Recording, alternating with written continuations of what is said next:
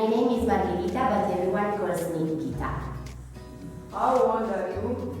I'm 27 years old. Where were you born?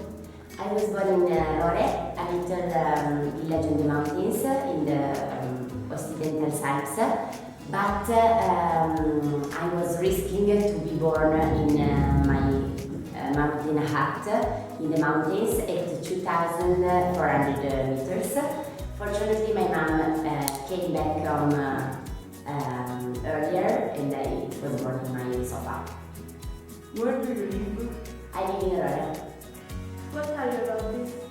My favorite hobbies are going to ski, mountaineering, reading books. Then I love also to traveling a lot. I love staying outdoors, climbing, also sometimes going to theater. What country would you like to visit? This is a hard question. I would like to visit the southeast of Asia. So countries like Cambodia, Laos, Vietnam, because I think they have interesting history. Also, the culture is very good and the food, so I would like to go there. Then I would like to go to Africa and visit we can say the Black Africa, so countries like Congo, Mali or Tanzania, Kenya. And then I have a dream that is going in Tibet and in Pakistan to see the mountains, the Himalayan chain, because I love mountains. And then I would like also to visit Mexico and the Caribbean area to know better the culture and people living there because they are very poor and I would like to help them with doing something. Where would you like to live? I would like to live in Rore, but I think it's not the correct time to live there now because I still want to study and travel a bit more. Have you ever been to Africa? I never been, but I will go on January. I will go in South Africa. What school did you attend? I attended the gymnasium, the high school, scientific high school in Saluzzo, and with the address of bilingual language, so French and English. What university are you attending now?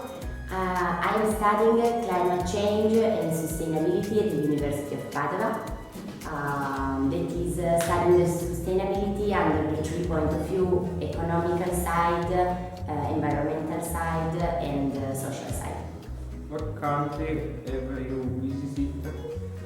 Okay, so I traveled quite a lot. I was quite lucky to travel like that. I can show you some picture of my travels.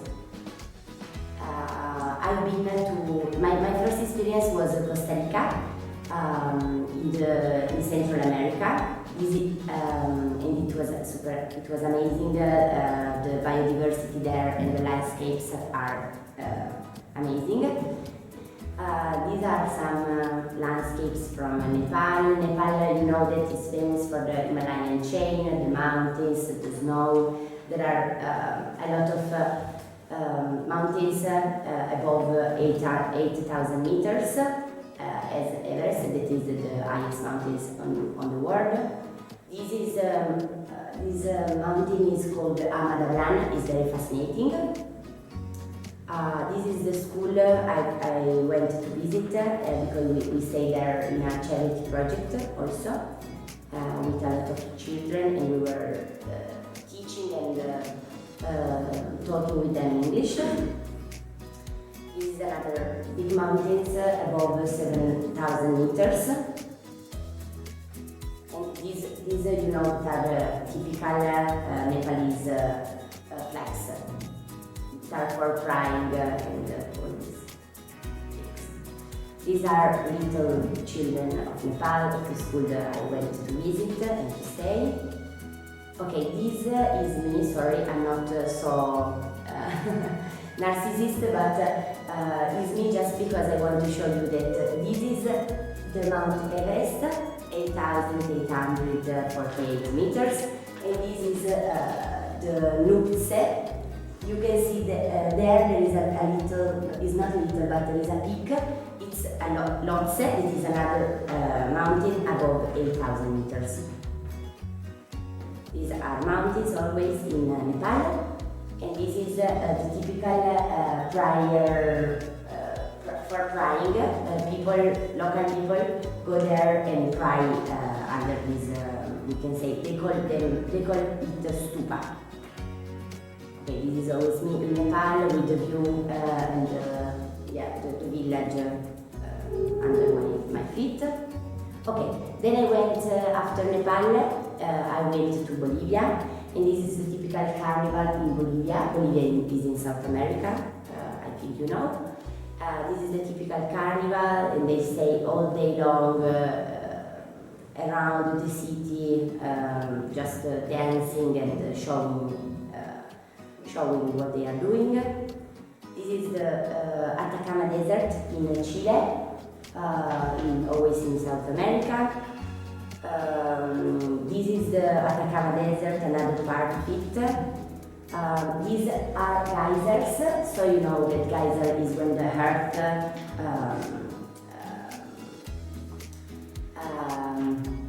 is like a volcanic activity of the earth. Always geyser. And okay, this is a Laguna Colorada, means colored lake, we can say lagoon, with flamencos. Yeah, this is very beautiful. They were staying there, and this part, Atacama Desert and the north part of Chile, is very famous for the biodiversity. So there are a lot of birds, a lot of animals in general. There are alpaca, llamas, and guanacos, vicuñas. These are some of them. You can see. Okay, and then we arrived in Bolivia. This is the Salar de Uyuni, so a big salt desert with this island in the middle, full of cactus. You can see that it's full of cactus. And this is a view of the Salar de Uyuni. Always in some pictures more.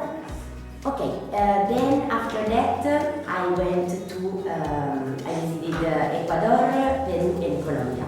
Here are some pictures. Ecuador is very interesting because it has a long history, cultural history. So there are a lot of indigenous people living there and people living in the mountains without a lot of things.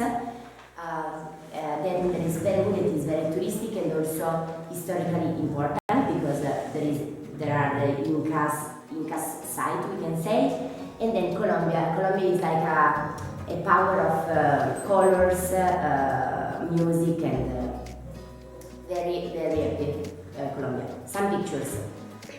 Okay, some species in the markets. Here there are some women, local women, always local women in the market. Here there is a sheep guardian, we can say. Okay, this is a vicuña, a typical animal of living on the Andes, that is a mountain chain in South America. I will come back. Some little child with the grandmother. Other pictures. These are cities in South America. This is especially Cusco, Inca site in South America. This is like a agriculture, we can say hotspot. With a lot of terraces, we can see here, and if you go inside, you see that they are very big, and from here they seem not so big. Okay, these are salt mines in South America, always in this area of Peru. And this, you know, is Machu Picchu, that is heritage of UNESCO. It's very famous, so I think you know already. These are 7 mountains, 7 color mountains.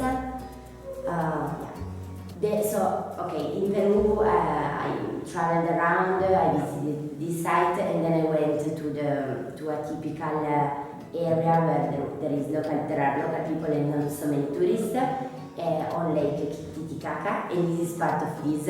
It was very, very good, very, very beautiful because we stayed with local people for 2 days, hosted in their houses, cooking with them.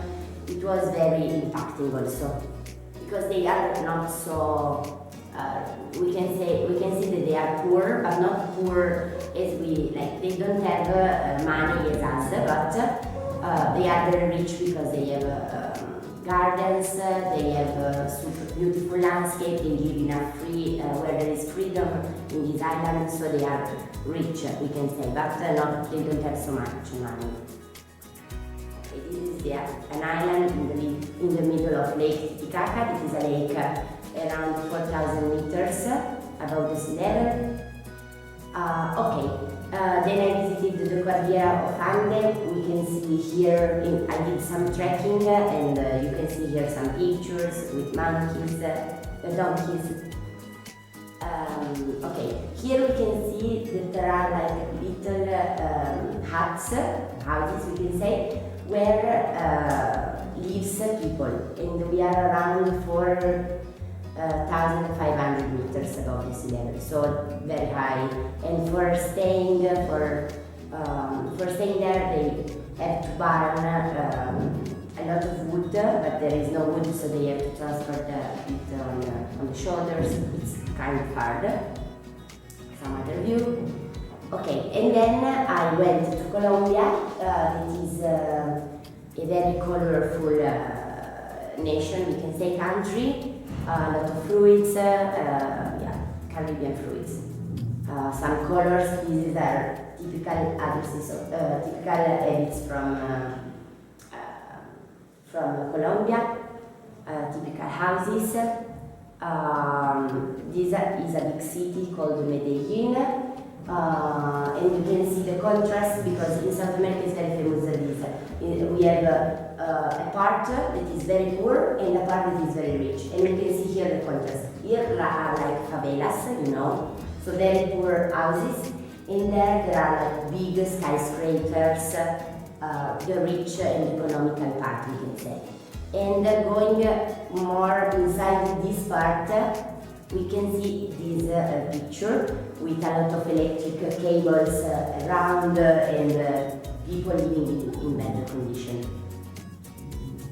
This is the typical, because Colombia is also a very good hotspot for biodiversity, and this is a typical palm there. And here is interesting because we don't know, sometimes we eat something here in Italy and we don't know where it's born.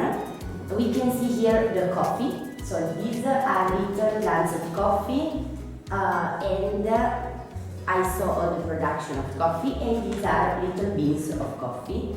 Then they are burned and they black brown. Okay, and this is another typical metropolis in South America with a lot of contrast. Now we can see because it's too big, but there are a lot of contrasts. For example, this area against this area. And yeah. So okay, and after South America, I visited some countries in Europe. The biggest, we can say, European capitals, Madrid, Rome, London, Paris, Berlin, and yeah, I like also Europe. It's very different from the other part of the world, but it's also very beautiful. What language can you speak? Okay, I can speak Italian, of course, then French and English because I studied them at school, Spanish because I traveled a lot in South America, and also a bit of Occitan, that is a language, I think you know something. It's a language, a typical language between Italy and France. According to your studies, what can you tell us about climate change? Okay. Okay, so I think climate change is a big issue and is one of the biggest challenges we have to fight against as humanity. In some words, I can say that climate change is something that is modifying our environment, our climate, and we know, everyone knows, and that there are very, we can say, very difficult problems that we have to go against. For example, the glaciers are melting, the sea level is rising a lot. Some areas in the world, as Bangladesh, the island, Venice, for example, are almost flooding, so they are going under the sea level.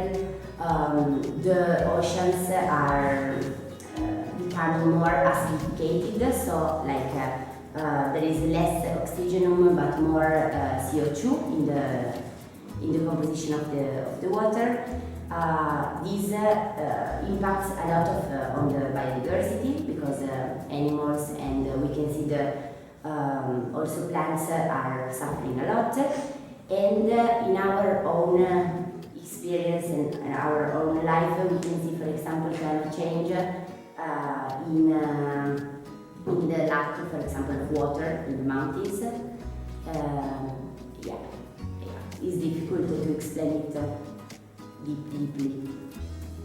Have you ever demonstrated or taken part in a meeting for civil rights or climate change? Yeah, a lot of time. I've been fighting against, for example, abortion in South America. So this is a battle for civil rights because they don't have a lot of rights in South America as women, and also in Italy. But we have, I mean, in Italy we have rights. Maybe they are not equality between men and women is not the same, but there in South America they don't have basic rights. So this is a picture that means I will not be a free woman until the time that there are other women imprisoned, you can say. As a citizen, what action can we do to change the world? Okay. Okay. I think it's very important to start from the little things that we can do, because everyone has a big responsibility in the future of the planet. So we can start, for example, to don't consume a lot of water, to start recycling, to, for example, decide to go by bike or walking to the school instead of taking the car, going by using public transport. Here it's not because it's a mountainous area, so it's difficult, but for example in cities it's easier. Then we can, for example, buy just what we need, and not what we want, just to feed the machine of consumption. And for example, buy second-hand clothes or going to charity shops, and this I think is a good option, a good actions. Have you ever been discriminated as a girl or a woman? In my case, I've never been discriminated, but I know a lot of some friends that have been discriminated for the color of the skin or for the fact that they are women, so considered less important than men. Yeah. What do you think about the power of women? Okay, I think every human being has an important role on the earth, but I think every woman has the right to express, to express herself according to her abilities, and doesn't have to be judged for what she decides for her own life. Do you think women are discriminated against where you work? Okay. In this moment, I'm studying and working, and fortunately, in my environment of work, they are not discriminated because we are all students, so everyone respects the other. But I think that in many cases, women sometimes are discriminated on